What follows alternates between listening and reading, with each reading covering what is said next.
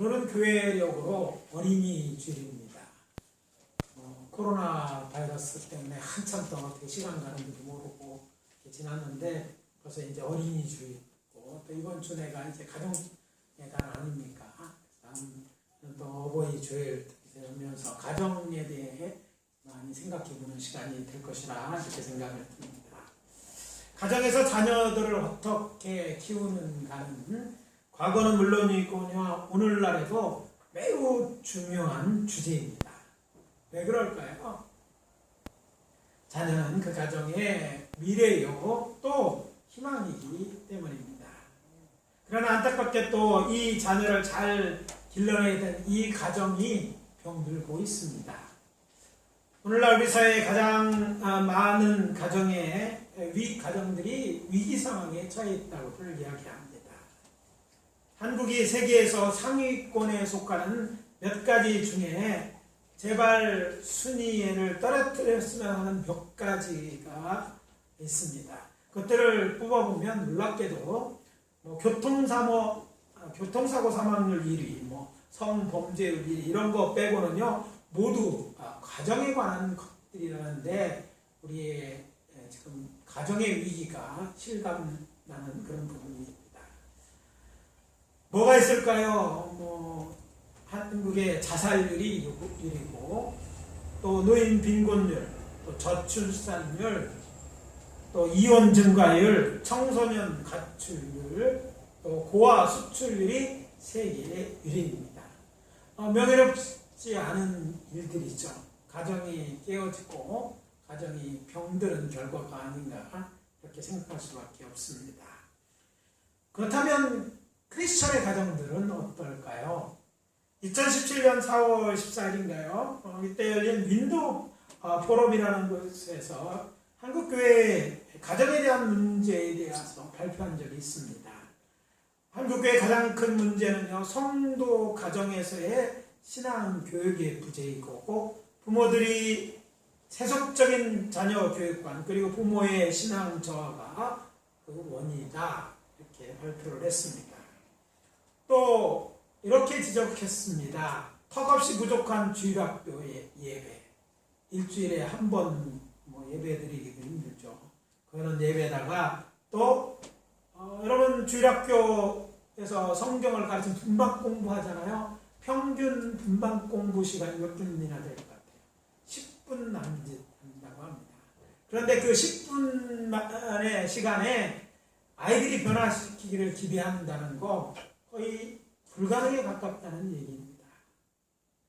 이렇게 자란 아이들이 중고등부 학생에 오르고 또 시험에 쫓기다 보면 거의 신앙을 가르치고 신앙에 대해서 배우고 하나님을 알 기회가 없는 것이죠. 저는 오늘 아침 우리에게 주시는 하나님의 메시지를 전합니다. 가정에서 반드시 그리스도 안에서 믿음과 사랑을 가르쳐야 합니다. 이것이 오늘 우리가 함께 봉독한 본문의 핵심 주제입니다. 따라서 저는 이것에 대하여 우리의 희망 이렇게 키우자는 제목으로 말씀을 전하고 은혜를 나누고자 합니다. 본문에 들어가기 전에 그렇다면 이것이 왜 필요하고 왜 디모데에 대한 이야기인가에 대해 말씀드립니다. 사도 바울은 타락하고 박해하라 했던 세상에서 신앙생활했던 디모데, 그의 믿음의 아들 디모데 안에 있는 그리스도 예수 안에 있는 믿음과 사랑, 그것이 면역력 있는 혈청처럼 되어서 교회로 그런 시대 속에서도 세상을 이기고 살아남게 할 것이라고 여겼기 때문이다 이런 생각이 듭니다. 그리고 그것은 디모데가 어려서부터 그의 가정을 통해서 이것들을 얻었다는 데는 귀를 기울여야 합니다. 어디서 얻었어요? 가정에서. 학교에서 얻을 수 있는 게 아니에요. 가정에서. 교회에서 얻을 수 있으면 좋겠지만 충분하지 않았지만 가정을 통해서 그것들을 얻었다는 것이죠. 그럼 이제부터 디모데의 마음속에 즉 신비에 새겨진 믿음과 사랑에 대해 그리고 그것들을 새기는 방법들에 대해서 알아보도록 하겠습니다.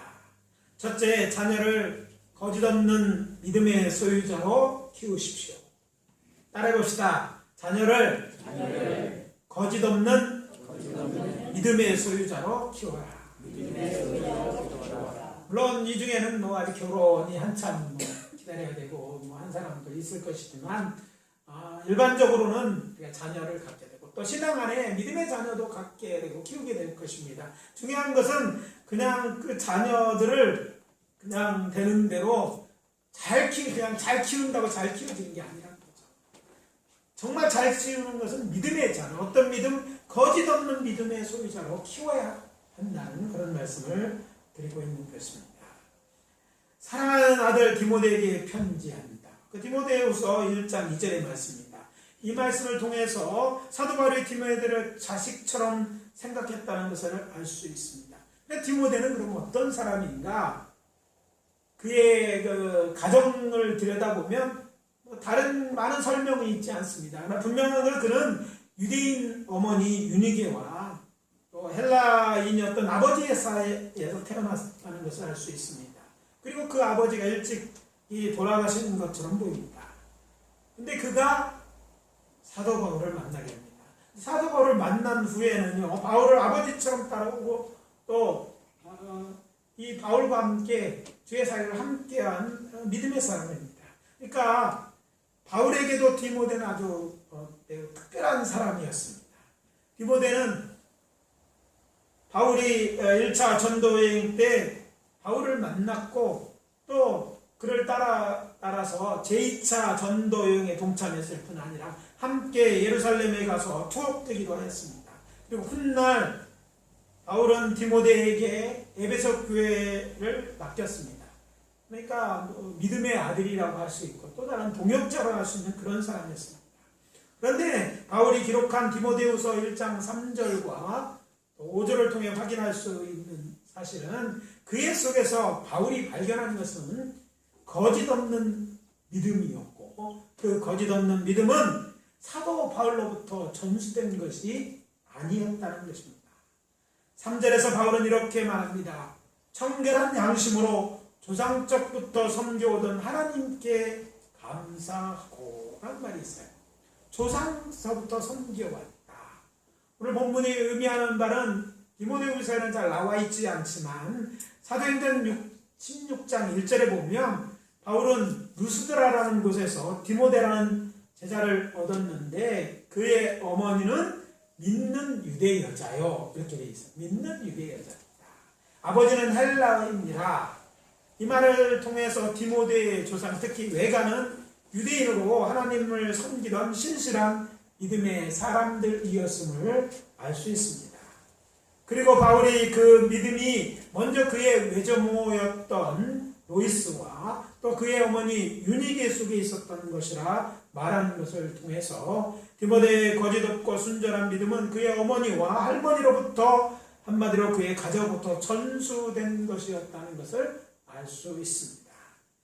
저는 자신들의 조상이 살던 유대 땅에서 아주 멀리 떨어진 그것도 어떤 곳입니까? 우상 숭배자들이 살던 땅, 또 기독교적 윤리관이 그 사이에 없었기 때문에 정말 죄악이 많은 타락한 세상 속에서도 그곳에서 또 이방인이잖아요. 본토인도 아닌데 이방인으로 살아가면서도 여호와 하나님을 자신의 하나님으로 믿고 섬겼습니다. 우리 다른 지역에서 거주한다면 텃세라는 게 있잖아요. 그 당시 더욱 심했던 사람, 인종이 다른 거예요. 그런데 다른 곳에 사는데 다른 곳에서 잘 살던 건 어떻게든지 그들과의 보조를 맞추는 거예요. 신앙도 맞추고 그들의 습관도 잘해주고 그들 말을 하고 막 이렇게 하면 어떻게 보면 잘 살 것 같은데 그렇게 살지 않았어요. 이방 땅에 살면서도 저들은 그들이 많이 행했던 우상을 숭배하지 않았습니다. 그들이 우상을 숭배하고 또 기독교적 가치관이었기 때문에 죄악을 범하는 일을 할 때 그런 일을 행하지 않았어요. 같이 어울리지 않았다는 거예요. 그런 가운데서도 그들이 여호와 하나님에 대해 신앙을 지키고 있었다는 것, 그 믿음에서 떠나지 않았다는 것은 이건 놀라운 일이 아닐 수 없습니다. 또한 그 본문을 들여보니까 어쩌면 그곳에 남자가 없었는지 잘 모르겠지만 뭐 이유는 없어요. 그가 결혼도 누구하고 헬라인과 했다. 헬라 사람하고 결혼을 했다는 거예요. 이방인과 결혼한 거죠. 그러니까 남편이 신앙생활 안 한다는 것은 신앙을 가진 사람의 입장에서는 굉장히 신앙생활이 힘들다는 얘기예요. 왜냐하면 서로 신앙적인 차이가 있잖아요. 그것 때문에 충돌이 있고 가치관이 다르기 때문에 여러 가지 부딪힐 수 있는 일입니다. 제가 청년들과 상담할 때 믿는 배우자를 위해 기도하라고 얘기합니다. 아직 중고등 못 들어봤지. 아직 멀어 있는 것 같아서 아직 이야기할 기회가 없지만 만날 그 얘기 왜 너무 믿지 않는 사람들하고 결혼해서 너무나 어려움을 당한 사람 너무 많이 봐요. 그것 때문에 여러 가지 고통을 당하고 또 뭐 여러 가지 다른 차이 때문에 가치관이 다른 것 때문에 어쩌면 여태까지 산 것과 전혀 다른 삶을 사는 사람이 본다는 거예요. 누가 이런 얘기 하더라고요. 믿는 분인데 예수 안 믿는 그 남편하고 결혼해서 살면서 처음에는 그 남자가 멋져 보였대요. 뭐가 뭐 그렇게 멋있었느냐고 얘기했더니 담배로 이렇게 동글동글 도나스를 탁 만들고 술 한잔 착하고 얼마나 잘하는지 몰랐대. 야, 예수 믿는 남자들 보니까 다 구리터벌한 것 같아. 멋져 보이는 게 없어. 막 기마이도 잘못 쓰고 그런데 살아보니까 그게 아니더라는 거예요. 살아보니까 그거로 술 마시고 멋진 술, 담배로 들어가는 돈들 많고 폼내게 쓰고 가정은 안 돌보고 중요한 거에 대한 가치 흔들리고 사사건건 신앙에 대해서 부딪히는 거 너무너무 힘들어하는 거예요. 그래서 그렇다고 해서 이혼도 쉽게 할 수 없는 거니까 늘 그 남편 구원해달라고 기도하고 아이들이라도 구원해 이거 기도하면서 사는 거예요. 주를 위해서 더 일해야 되는데 그거 어떻게 하는 걸 가지고 거의 생애를 하다가 지쳐있는 그 얘기를 들은 적이 있습니다. 그러면 신앙생활 같은 방향을 보고 있다는 것 믿음의 굉장히 중요한 가치입니다. 제가 우리 청년들 결혼할 때 그런 얘기를 했어요. 좀 모자라고 해도 믿는 사람이 이게 남는 거다. 돈 조금 덜 벌어도 그게 남는 장사다. 술, 담배 하면 들어가는 돈이 얼마나 많은 줄 아냐. 냄새나지. 다 오염되지. 여러 가지 손해보는 거니까 그냥 손해보는 게 남는다 생각하고 결혼하는 게 어때? 이렇게 얘기도 하고 그랬어요. 자, 그런 남편과 살으면서 그의 신앙을 굽히지 않았다는 거예요. 참 쉬운 일이 아니었어요. 그런 그 가운데 더욱더 놀라운 건 그의 자신만 믿음만 지킨 것이 아니라 그의 자녀들에게까지 기독교에 그런 곳에 살고 그 아버지 밑에 있을지라도 신앙을 갖추려고 노력했고 또 그런 가운데서 그의 자녀였던 디모데가 그 믿음을 정말 순전한 거짓없는 믿음을 가졌다고 이야기하고 있습니다. 여기서 오늘 우리가 놓치지 않아야 할 중요한 메시지가 있습니다. 자녀들에게 거짓없는 믿음을 전수하는 자가 되십시오. 자녀로 거짓없는 믿음의 소유자로 키우십시오. 이 둘은 다른 것 같지만 같은 말이에요. 여러분 자녀들에게 돈을 많이 물려주려고 하지 마요. 돈 많이 물려주는 집치고 문제없는 집이 없더라. 이렇게 초상나서 싸우는 집이 종종 있어요.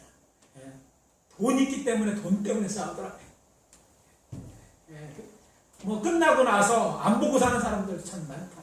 왜? 돈 많으니까 더 그렇죠. 여러분 자녀들에게 무엇을 남겨주기를 원하십니까? 물론 이름은 남겨주겠죠. 그래도 그 이름 바꿀 수도 있어요. 아무튼 자녀들에게 신앙의 유산을 꼭 남겨주시기를 바랍니다. 여러분 자녀를 사랑하자 잘 되기를 원한다면 믿음이라는 유산을 남겨줘야 돼요. 그것이 다른 어떤 것보다 중요하다는 것이죠. 그러면 어떻게 하면 이렇게 신앙의 유산을 남겨줄 수 있을까?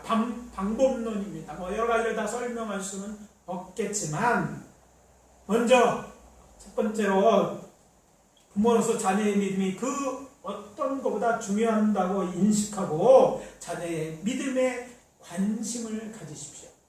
여러분이 관심이 어디에 있느냐에 따라 자녀의 인생이 바뀔 수 있어요. 여러분 관심 있는 데 자꾸 주의를 기울이는 거 아니에요?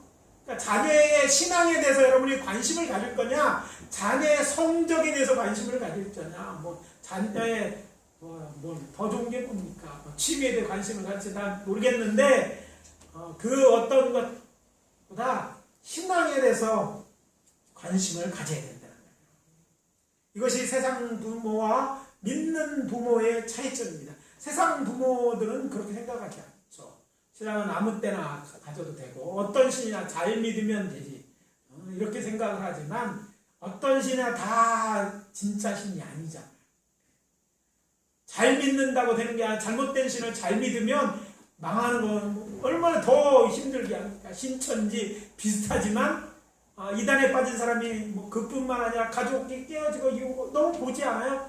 이건 코로나가 잘한 일 중에 하나는 신천지가 드러난 일인데 그 이단의 위험성을 우리에게 알려주는 거예요.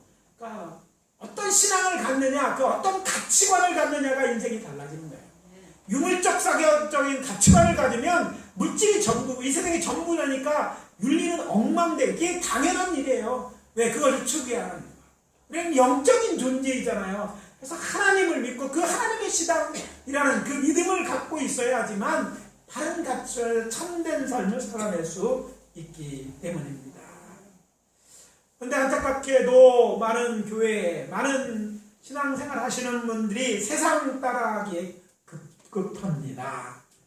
세상 사람들이 따라하는 게 뭘까요? 건강이라든지 성적이라든지 이런 것들 다 중요해요. 중요하지 않은 게. 요즘 학생들한테 옛날에 성적표 검사했다니까 그렇게 언제 있냐. 옛날에는 성적표도 봤어요. 제가 처음 왔을 때는. 왜 공부하는 게 중요하거든요. 인생에서 중요하고 학생들은 학교를 열심히 다니고 그리고 주일날 열심히 하나님 예배하고 맞다고 생각했기 때문에 그렇고요. 그런데 요즘은 니들 성적표 내가 안 보여달라는 거 다행인 줄 알으라고 이렇게 얘기를 하는데 그렇습니다. 다 그런 거 필요 없는 거예요. 중요한 일입니다. 그러나 모든 것에 끝이 있잖아요. 우리에게만 구원이 필요한 것이 아니라 자녀들도 영원 구원이 필요한 그런 사람이라는 사실이죠. 언젠가 다 죽게 되는 거예요. 시대가 가고 또 오면 결국 죽음 앞에 설 수밖에 없는 인간이고 죽음의 문제를 해결하지 않으면 영생에 대한 믿음을 갖고 있지 않으면 그 어떤 것도 의미 있는 것이 다 사라지게 될 것이기 때문입니다. 믿음은 생물과 같아서 생겨나기도 하고 소멸하기도 합니다. 또 성장하기도 하고 넘치기도 합니다. 이것도 웃겨서 줄어들기도 하더라고요. 하나님의 역사를 그렇게 경험하고 날뛰는 사람이 몇 년 흐른 다음에 내가 그랬어? 하고 하는 사람이 있어. 우리 옛날부터 신앙생활도 요즘 안 하는 친구들 만나면 이런 말을 들을 때마다 참 놀랍니다. 영적 경험도 중요한데 그게 오래되고 신앙생활 안 하니까 이후에 어떻든지 간에 그의 믿음이 사라진 것을 알게 되는 것을 보게 됩니다. 믿음은요 생물에 살아있어요. 과거에 있는 것이 아니라 믿음은 늘 현재입니다. 구원받을 만한 믿음은요 현재 살아있는 믿어야 돼. 산 믿음을 가진 자들에게 허락되는 거예요. 지식하고 믿음의 차이는 거예요. 세상 사람도 성탄절은 구주가 오신 날인 줄 알고 노래도 불러요. 술집에서 또 성탄절 되면 성탄절에 나오는 크리스마스 캐럴도 부르고 다 기쁘다 구주 오셨는데 다 할 줄 안다니까. 기쁘다 구주 말한다고 구원받는 건 아니잖아요. 아는 거지. 구세주가 왔어. 이것 갖고 구원받는 게 아닙니다. 살아있는 믿음. 그 예수가 나의 주 나의 하나님 참 살아있는 믿음이 있어야 돼요. 그래서 어렵더라도 신앙생활을 해야 되고 마치 그것이 죽으면 안 되는 것처럼 일주일에 한 번씩 옛날에 태업식을 아시는지 모르겠어요. 태종식에는요 옛날에 태합을 가야지 돌아갔어요. 가끔가 안 주면 시계가 어떻게 해요? 죽어요. 좀 천천히 가다 써버려요. 일주일에 한 번씩 나와서 하나님을 예배하고 다 체험으로 이런 것들이 필요하다는 그런 말씀입니다. 그래서 이것은 성장하면 그가 알아서 할 일이 아니라는 거예요. 참 믿음이 없으면 결국 죽기 때문에 특별히 우리는 여기서 가룟 유다에 대한 예수님의 말씀을 기억해야 될 필요가 있습니다. 태어나지 않은 것만 못한 인생으로 얘기하잖아요. 태어나지 않았으면 좋겠다. 왜? 태어났기 때문에 생명을 뗄 그 이후의 삶은 예수에 대한 참 믿음 없는 그의 삶은 어떻게 돼요? 영벌에 처해질 수밖에 없잖아요. 안 태어났으면 그런 것도 없는데 그렇게 된 거예요. 요즘 믿는 사람들 가운데 자녀들을 잘 키우기 위해서는 세 가지를 모두 높여야 된다고 말하는 사람들이 있습니다. 한때 옛날에도 그렇고 사람들은 지성에 대해서 관심을 많이 기울였습니다. 그러다가 현대에 와서는요, 지성에 감성과 영성을 더하여 생각하게 된 것입니다. 이것들은 사람들의 삶의 질, 곧 행복한 삶에 있어서 감성의 부분, 또 신앙의 부분이 얼마나 중요한지를 인지하기 시작했다는 거예요. 물질만 갖고 높은 지, 명예를 갖고 행복할 줄 알았는데 행복이 아니라는 거예요. 참 행복은 거기서 나오는 게 아니라는 걸 깨닫게 됐죠.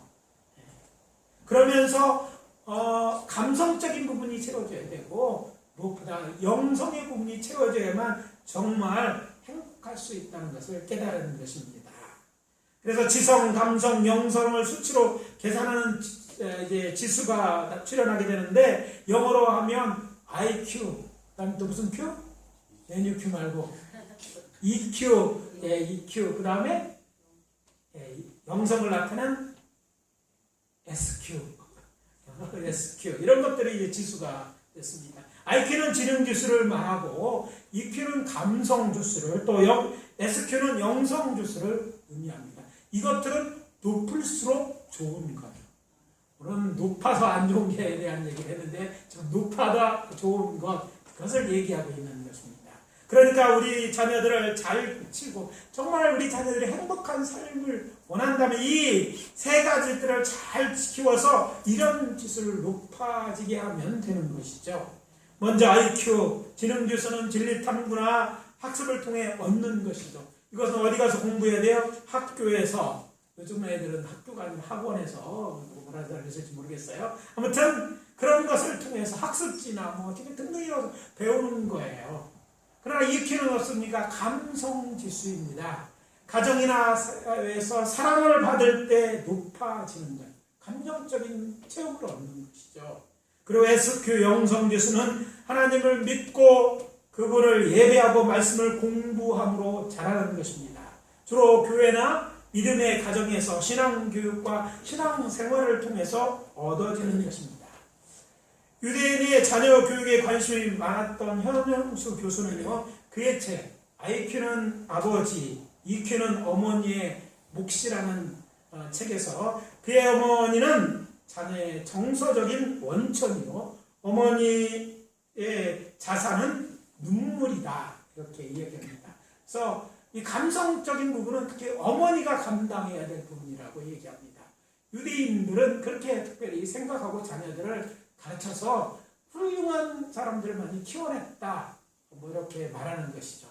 그는 1991년 걸프전을 승리로 이끈 미국의 스위츠코프라는 장군이 있는데 그의 말을 인용해서 이렇게 말합니다. 현대의 가장 큰 적은 눈물 없는 남자다. 이런 거 가서 처음 듣네. 눈물 없는 남자다. 그러면서 인본주의가 발달한 현대사회의 가장 큰 문제로 눈물 없는 인간들의 차가운 행위들이라고 주장합니다. 눈물도 없는 사람들, 철면피와 같은 사람들, 감성지수, 그 사람이 행복한 것이 아니라 정말 불행한 사람들이라는 거예요. 또 성경은 믿음은 들음에서 난다고 가르치고 있습니다. 자녀들의 영성지를 높이기 위해서 부모가 해야 될 일은 자주 하나님의 말씀을 듣도록 해야 합니다. 자녀들이 하나님과 영적으로 만날 수 있도록 기도해 줘야 돼요. 이런 그 하나님의 영적 경험이 있어야지 신앙생활, 그 믿음을 유지할 수 있으니까 기회를 자꾸 제공하는 거예요. 그래서 그럼 이걸 자꾸 할 때 아이가 신앙이 없으면 부모님들이 돈도 좀 쓰고 이 작전을 잘 세워야 돼요. 그냥 막연히 바라서는 안 되는 거예요. 교회 학교 선생님도 좀 오라고, 믿음 좋은 친구라고 놀러도 가고 수련회도 가고 보니 이래야지 영성이 자라면 갑자기 막 되는 게 아니거든요. 여기 학원비 쓰는 거는 아깝지 않아 하면서 이거를 위해서 이 더 중요한 이것에 대해서 돈도 안 써, 시간도 안 내주고 야, 뭐 교회 나중에 하면 되지, 뭐 교회가 있냐 오늘 이렇게 얘기하고, 주일학교 너무 길어요, 애가 고3인데 고등학생 이렇게 얘기하면 아이들은 이렇게 생각하죠. 뭐 신앙은 나중에 해도 되는 거구나. 그러고서 세상 나가고요, 고등학교 졸업하고 나면 교회하고 어떻게 됩니까? 멀리 떠나버립니다. 그때는 사정에도 안 되는 거예요. 그러니까 아이들이 내가 아직 있을 때, 그들이 이 영성이 아직 모를 때 나는 알잖아요. 그러니까 믿는 우리들이 그가 믿음 안에 설 수 있도록 여러 가지 그것들을 해야 되는 거예요. 그것들을 해야 돼요. 물론 기도는 물론이고 또 자주 이것들을 확인해 줘야 돼요. 점검해야 돼요. 중학교에서 뭘 배웠어? 이런 거 해야 돼요. 너 숙제 안 하고 있니? 뭐하니? 이거 뭐 당연히 숙제는 물어야겠죠. 그러나 먼저 교회 갔다 왔는데 중요한 게 뭐냐? 뭐 신앙에서 어땠어? 어떤 말씀 은혜스러웠어? 얘기해야 되는데, 뭐 본인도 주일 설교하면 뭐 돌아서서 내려갈 때 다 잊어버리고 반납하고 가시는데, 아이들께 물어보면 모르고 뻔하다 이렇게 생각하지 마. 애들은요, 딴 거 하도 다 기억해요. 근데 한 번 더 물어보는 거예요. 그래서 어땠어? 그게 너와 무슨 상관이 있는데 왜 그런 얘기를 했을까? 그런 말을 주고받으면서 아이들이 영적인들이 주의 깊게 들어야지 얘기하잖아요. 관심을 자꾸 갖게, 하나님을 만날 수 있는 자꾸 접촉의 장들을 만들어야 돼요. 아무리 공부 잘하는 애고 자꾸 짝을 이루려고 하지 말고, 신앙 좋은 애 짝을 쳐서 같이 기도하도록 시켜주고요. 그런 애들이 오면 탕수육도 사주고 뭐 이런 피자도 시켜주고 막, 그래서 이 믿음 있는 사람 엄마가 굉장히 좋아하구나, 뭐 이렇게 자꾸 해야 된다는 얘기예요. 뭐 잘해오신 분들한테 이런 말을 하는지는 모르겠지만, 그렇게 못했대 그렇게 지금이라도 해야 될 것입니다. 밥 잘 먹고 건강 챙기고 공부 열심히 하는 일, 뭐 이거 하는 거 중요하지만 영적인 일을 깊은 관심을 기울여야 해요. 또 우리 자녀들의 믿음에 자라게 하는데 가정 다음으로 중요한 역할을 해야 하는 것이 교회입니다. 그래서 교회에는요, 일에 전문적인 사역자들이 있고, 또 교회는 신앙 공동체가, 이 신앙 공동체에서 들을 잘 신앙을 가지도록 도와줘야 돼요. 요즘은 아이들이 집에 한 명씩 정도 안 되잖아. 없는 사람도 있고, 또 좀 있으면 우리 동네 한 명 대표로 날릴지 모르지만, 아무튼 점점 이런 일이 줄어들어요. 교회에 와서 근데 형제들의 상황 이런 것도 잘 못하잖아요. 옛날 교회에 다녔을 때 큰 유익은, 제가 볼 때 사회생활할 때 교회 생활한 것이 큰 유익이 됐어요. 뭐 학생 때 교회에 미쳤다고 혼나기도 했지만, 학교에서 뭐 레크레이션하고 사람들을 인도하고 뭐 여러 가지 취미, 뭐 스포츠 다 교회에서 배워. 문학 모든 걸 당시에는 교회에서 배웠던 것 같아요. 그래서 나쁜 일 빼놓고 저 군대 생활할 때나 뭐 사회 나왔을 때는요, 예수 믿는 사람이 다 리더가 될 수밖에 없어요. 딴 사람 해본 적도 없거든. 근데 교회에서는 문학의 밤 뭐 이런 등등 별별 걸 다 해보는 거예요. 그리고 다 사람들을 어떻게 해야 되는지, 어떻게 리더하는지, 하여튼 좋은 일 하는데 앞장서고 또 이렇게 리더십이 발휘되는 이런 데가 됐어요. 오늘 교회에 사람이 적지만, 내 아들 혼자지만 어떻게 친구를 사주는지, 위아래에 대한 문제, 교회에서 다 가르칠 수 있는 거예요. 교회는 빅브라더라고 뭐 이런 사람 있어야 돼. 교회 오빠 있잖아요. 오빠 얘기만 하면 교회 누나는 더 좋아요. 밥도 사주고. 아무튼 교회 누나 오빠 뭐 이렇게 하면서 서로 어떻게 다른 이성과 대하고 어떻게 서로 화목하게 하는지, 다름을 이해하는 이런 것들을 배우면서, 교회가 신앙 안에서 이런 것들을 가르치는 장소가 되어야 되는 거죠. 믿음 가는 게 믿음 하나만이 아니라 다른 많은 학교에서 배울 수 없는, 가정의 충족들을 다 가르쳐주는 아주 복합적인 그런 것이에요. 내가 그 교회가 예일교회처럼 좋은 교회라면, 아멘, 아멘. 좋은 교회가 돼야죠. 그러면 그런 것들을 다 체험을 얻게 되는 거예요. 내가 누구를 아는 사람도 있어. 누구 도와줄 사람. 부모만 아는데 부모 외에 나를 도와주고, 나를 위해 기도하는 사람이 얼마나 큰 힘이 되는지 몰라요. 그래서 이런 것들이 교회에서 이루어져야 되는 거죠. 두 번째는 자녀들의 믿음은 부모의 믿음을 닮는다는 사실을 꼭 잊지 말아야 될 줄 압니다. 믿음은 보고 배움을 통해서 닮아가는 것입니다.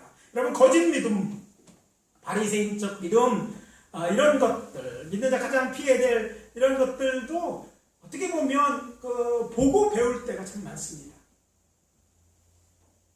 현대 한국교회 문제의 뿌리에는요, 1세대 크리스찬들이 지금 한국교회의 중심이라고 할 수 있죠. 50대 후반에서 70대 신앙인들, 저들은요 자녀들의 신앙의 중요성을 간과하고 세상 사람들처럼 자녀들을 가르치고 교회 생활과 직장의 생활의 이중적인 신앙, 말 따로 행동 따로의 신앙생활을 해왔어요. 이런 말을 뭐라고 얘기해? 따로국밥처럼 교회 딱 들어올 때는 믿음이고 교회 딱 나가면서 탁탁 이제 성경책 적으면 먼지 털어 다음 주에 올 때까지는 세상 사람들은 똑같이 살아. 근데 누가 그걸 제일 잘 알아? 자녀들이 하는 거죠. 그렇게 살아오니까 신앙인의 그런 잘못된 그런 신앙인들을 심어준 거예요. 그렇게 양육받은 사람들의 모습, 그 아버지나 어머니를 닮는 거죠. 오늘날 제 가정의 문제는 권사님 시어머니 되신 분들에게 죄송한데 이런 얘기가 왜 나올까요? 바로 이런 것이에요. 말하는 거하고 행동하는 게 달라. 교회 사는 것 같은 천사가 한데 집에만 들어오면 아니야. 뭐 이런 것처럼 목사들도 그렇더라고. 어떤 분이 사모님이 보따리 싸고 강대상이 왔대요. 왜 당신 나 여기서 살라고. 당신은 이 위에 있을 때는 참 멋지고 나이스한데 집에만 오면 아니야. 나는 여기서 살겠다고 한 사람이. 이게 우리들이 갖고 있는 약점이에요. 근데 이게 좋다는 게 우스갯소리는 우리의 약점이고 이래서는 안 되는 것이죠. 우리가 그냥 말로가 아니라 사람으로서 자녀들이 배우게 해야 되는데 적어도 유니기에 그 할머니로부터 그것들을 보고 그가 잘한 거예요. 여러분이 자녀가 정말 기도하는 그 자녀의 기도를 합니까? 그럼 뭐 해야 돼요? 여러분 기도하는 모습을 딱 보여야 돼요.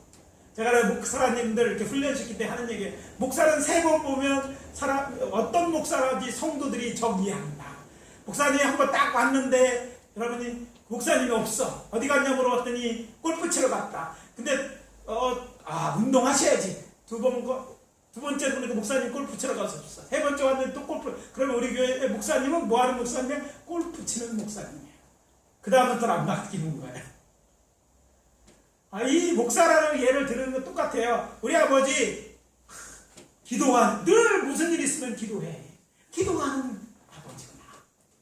무슨 일을 예배 가요. 뭐 눈이 오나 비가 오나 뭐 고리탑을 한 것 같지만 성경책 끼고 주일 가서 예배 드린다면 그 자녀가 생각하는 아버지는요 하나님 앞에 예배 드리는 아버지로 기억되는 거예요. 우리가 이 점에 있어서 실패한 거예요. 그들을 너무 사랑하는 마음 가운데 세상은 너무 힘들기 때문에 그런 건 나중에 해야 된다고 생각했는데 그렇게 가지 못한 결과가 뭘 맙니까? 괴물을 만드는 거예요.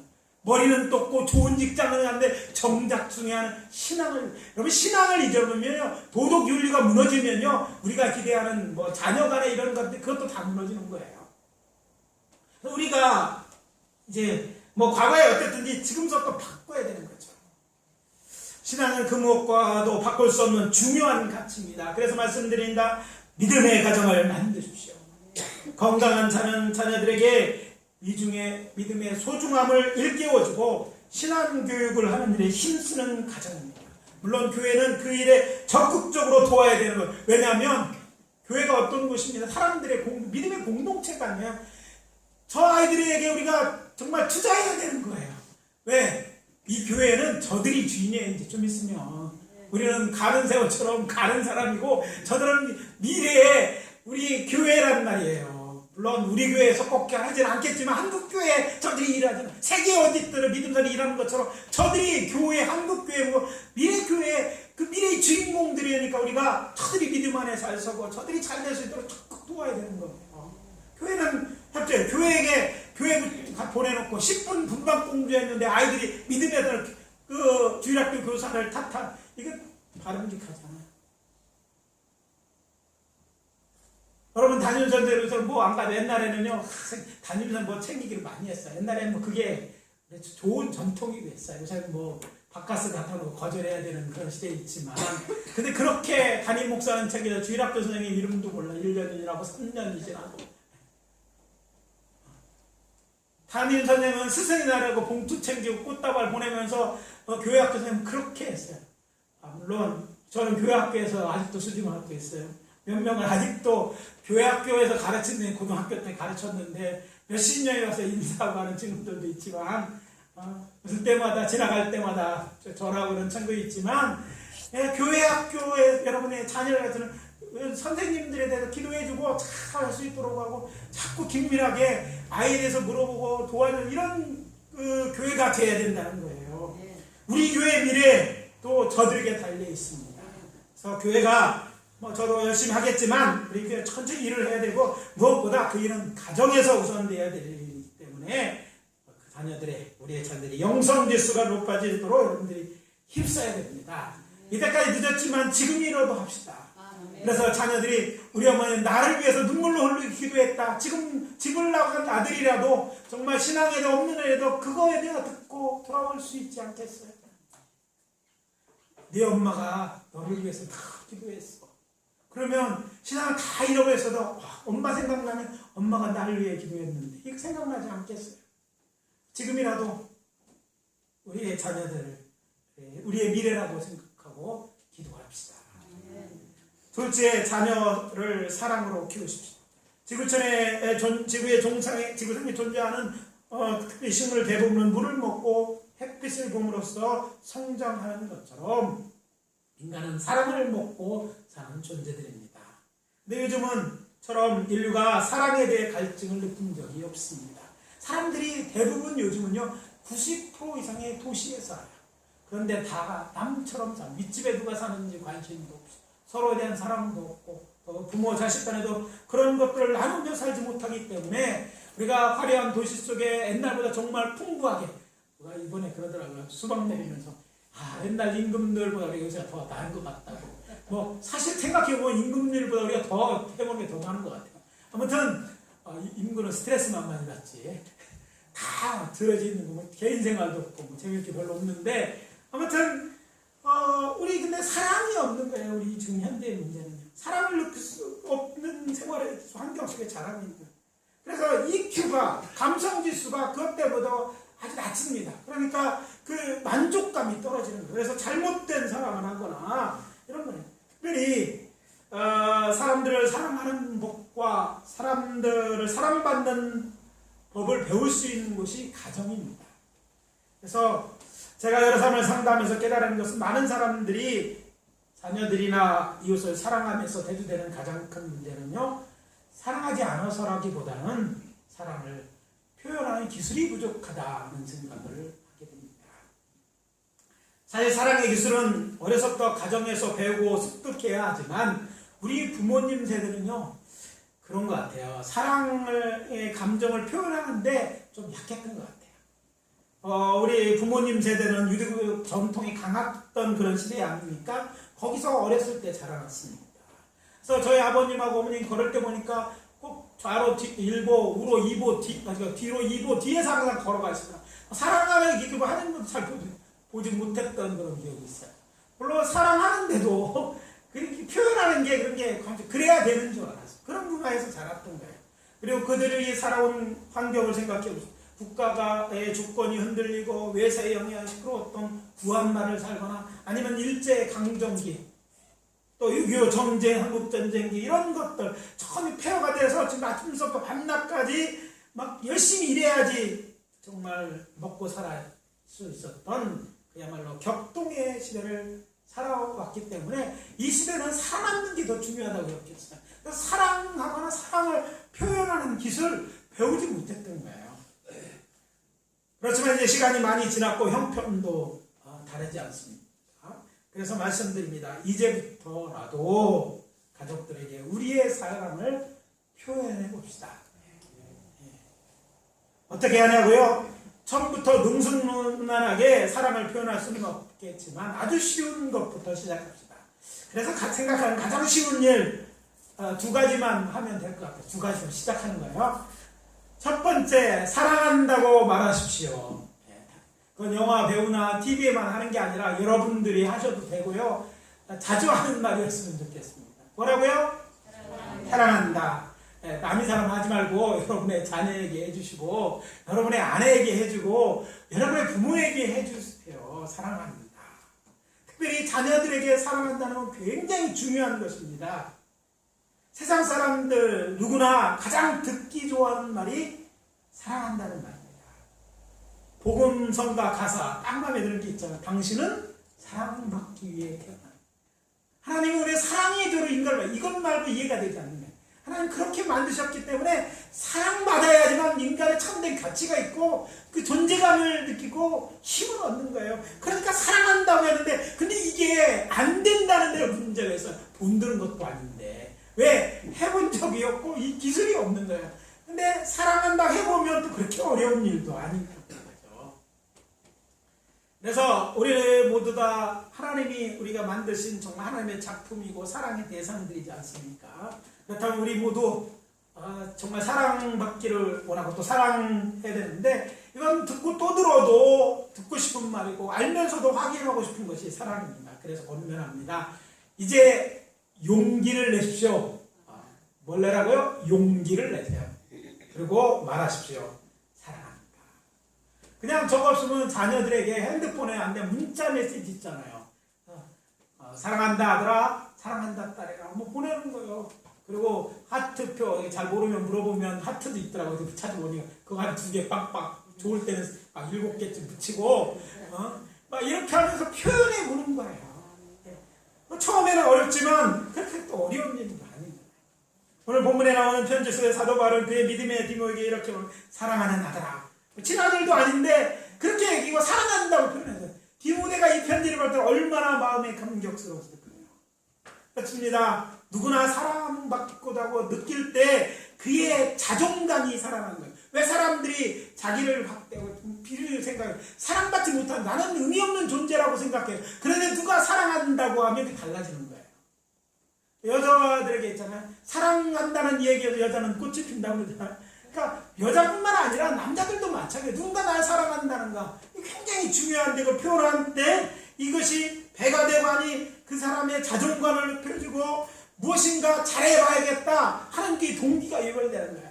남이 와야 했는데 뭐 이렇게 뭐 비교 다 나가서 뭐 하라고 막 이렇게 하면 그냥 마음이 뚝 떨어지고 나는 그렇게밖에 안 되는가 봐. 그러니까 인생 포기하게 되는 거야. 아빠가 날 사랑하는데 엄마가 날 이렇게 사랑한다는데 그러면 꼭 사랑하는데 뭐 해줄 게 있어요? 공부 좀 열심히 하면 되겠네 뭐 이런 것들이 동기부여를 해줘야죠. 그래서 이 사랑을 받고 자랄 때요 그 속에서 에너지가 솟아나는 거예요. 이게 사랑받도록 만들었다니까. 그리고 에너지가 뭔가 어려움도 극복할 에너지가 있는 거예요. 어려움 속에도 뭔가 해내는 사람들은요 그 주변에 사랑하는 사람들이 있기 때문에 사랑하는 사람이 그를 겪고 믿어주니까 나를 저렇게 믿고 있는데 막막해서 또 힘을 내는 거예요. 공부도 그렇습니다. 공부하기 좋은 사람이 어디 있어요? 좋은 사람 있는 사람이 있는지 모르겠어요. 책을 좋아한다. 남들이 좋아하는 책 좋으면서 글쎄요 모르겠어요. 신앙서적은 좋은데 근데 정말 누가 인정해주고 사랑을 자꾸 하는 것처럼 그래서 사랑받으려면 사랑하고 있는데 이렇게 하는 거예요. 그래서 좀 여러분의 우리의 수준을 좀 높여서 아이들로 하여금 공부할 수 있도록 해주는 거예요. 그리고 아이들이 다른 데 시달리지 않고 다른 어떤 환경에 이겨갈 수 있도록 면역력을 가지고 사랑받는다고 하면 면역력이 세상 말로 만땅되는 거예요. 그래서 어떤 것도 다 이겨낼 수 있는 거예요. 밖에 나가서 누가 뭐래도 엄마가 날 사랑하는데 우리 아빠가 나 없으면 콱 죽어 뭐 엄마 나 이러면 딱 자신은 거 나서 그렇게 힘을 내는 거예요. 그럼 교회도 마찬가지입니다. 교회에 그런 거 하는 거예요. 우리가 사랑받는 곳이기도 하지만 하나님의 사랑 안에서 사랑하는 거예요. 그래서 교회가 충전소예요. 무슨 충전소? 사랑 충전소가 돼야 돼요. 또 우리의 친구들 다 똑같지 않아요. 안 믿는 부모도 있고 그러나 교회 와서 그 사랑받고 있고 누군가 나를 기록해주고 있다. 여기에 힘을 얻고 나가야 되는 거예요. 여기서 채우지 않으면 어디 가서 채우란 말입니까? 다른 곳에 채워지지 않는 거예요. 점점 목말라기 때문에 빗절되고 서로 비관을 그러면서 그 인생이 해치는데 그게 잘못 길로 가면 그게 우리 사회가 되고 더 우리는 힘든 삶에서 살 수밖에 없는 거예요. 그래서 힘들지만 이번 기회에 그냥 넘어가려고 하지 말고 해보세요. 해보면 해보니까 어렵지 않더라고요. 사랑한다 했는데 대답 안 하지 돼. 무뚝뚝한 사람도 있다니까. 그렇게 안 해본 사람 참 하기 힘들어요. 그러나 일단 자꾸 해보세요. 연습상. 우리 목사님이 하라고 그랬어. 혹시 몰라. 검사할 수도. 그래 하여튼 해보세요. 여러분의 가까운 자녀들 아내도 해주고 어머니 사랑한다고 해줄 수도 있잖아요. 선배님 사랑해요. 뭐 할 수 있잖아요. 사랑하는 사람들 되십시오. 두 번째요. 여러분의 자녀에 대한 문제를 얘기하고 있는데 자녀를 자주 안아주세요. 여러분의 자녀, 여러분이 하나님께서 주신 가장 귀한 보배이고 선물이 아닙니까? 그 보석 두고 보지만 말고 자꾸 안아주세요. 닦아주세요. 그럼 더욱 빛이 날 것입니다. 안아주실 때 뜨겁게 안아주세요. 진심을 담아서 건져건져 하지 말고 그거 30초 쑥스럽고 30초에서 알아줘. 투덕거려줘. 힘내. 내가 보고 있어. 넌 잘할 수 있어. 뭐 그런 말 더해서 사랑한다 하면요 힘을 낼 것이 아닙니까? 아들, 딸, 아빠가 너 사랑하는 거 알지? 엄마가 너 사랑하는 거 알지? 왜 이렇게 너무 욕하는 데 익숙해 있어가지고 그렇게 잘 되는 건 잘못된 거 아니에요. 좋은 말 해주고 안아주고 하면요 힘내요. 아빠가 너 기도해줄게. 뭐 이렇게 얼마나 힘이 될까요? 야, 아빠는 네 편인 거 알지? 응원할게. 이렇게 하는 거예요. 그거 저기다 조금 더해서 가끔 용돈 주머니에 찔러주면서 그렇게 되면요 아이들이 집에서 이 사랑에 채워져. 그럼 다 밖에 나가도 그렇게 사랑하는 줄 누가 있어요? 집으로 들어오지. 자꾸 내쫓으면서 뭘 이렇게 자녀 밖에서 나간다고 뭐라고 집에 들어올 수 있게 해야지. 그래야지. 그렇게 사랑받으면 부모님을 기쁘게 하는 마음에서도 공부도 열심히 하고 또 예쁜 짓을 하려고 하는 거예요. 자꾸 그거 꺾지 마시고 그렇게 하자는 거예요. 한 사람 한 사람 우리가 사랑하고 보듬어 줄 때 우리 가정이 달라질 거예요. 가정은 살만한 곳이고 꼭 오고 싶은 곳이고 힘이 충전하는 곳이 되어지게 된다면 행복이 어디에 있다고 파랑새는 집에 있다. 우리 집에 우리 가정에 있는 줄 믿습니다. 그래서 이렇게 해주시고 뭐 하면 카톡 문자 메시지도 있고 문장 다 나와 있더라고. 그러면 카피에다가 붙이면 돼. 다 아는 얘기 붙여온 것도 아는데 받으면 실체하는 게 그 얘기고요. 그런 표현입니다. 그렇게 하세요. 뭐 정도 오면 손편지라도 써서 아이들 책상이나 베개 밑에 넣어주세요. 가방 속에 넣어주는 것도 있거든요. 알지? 이 한마디라도 애들은요 힘을 낼 수 있어요. 애들이 너무 어깨 축는 스트레스 너무 받고 있잖아요. 어른만 세상에서 힘든 게 아니라 애들도 되게 힘들어요. 공부하는 거 옛날에 안 해봤어요? 공부하는 거 갖다 잘 외우지도 않는 거 하는데 얼마나 힘들겠어요. 성적은 안 오르지. 애들은 다 공부만 하는 거 같지. 그래요. 다 그런데 지나왔잖아요. 격려해 줍시다. 뭐 계속 실패할 수 있죠. 뭐 어떤 면은 실패해야지 그런 거 아니에요? 다 언제 다 성공할 수 있겠어요. 실패했을 때 그래도 있지 않느냐. 옆에 안아주고 기대해주고 이것이 가족이 아닙니까? 하루아침에 되는 건 아니지만 시간이 오래 걸려요. 힘들어도 그렇게 해야 하는 것은 자녀들이 우리의 미래이기 때문입니다. 한번 해봅시다. 대답 안 하는데 한번 해보세요. 마스크 써서 검사가 안 되는데 해봅시다. 오늘 말씀 마무리합니다. 우리의 자녀들의 신비에 하나님의 사랑을 새기고 믿음을 새겨 그 심장으로 불확실을 하고 험난한 세대, 특히 죄악이 점점 관영에 이른 이 세대를 사랑하게 합시다. 우리의 자녀들을, 우리의 손자, 손녀들을 그리스도 안에서 믿음과 사랑으로 키워봅시다. 그렇게 다짐하시는 저 여러분 되시기를 예수 그리스도의 축원합니다. 기도합니다. 아버지 하나님 주의 은혜와 사랑을 감사합니다. 오늘 이 시간을 통해서 아버지 하나님 우리를 향해 주시는 말씀을 나눴습니다.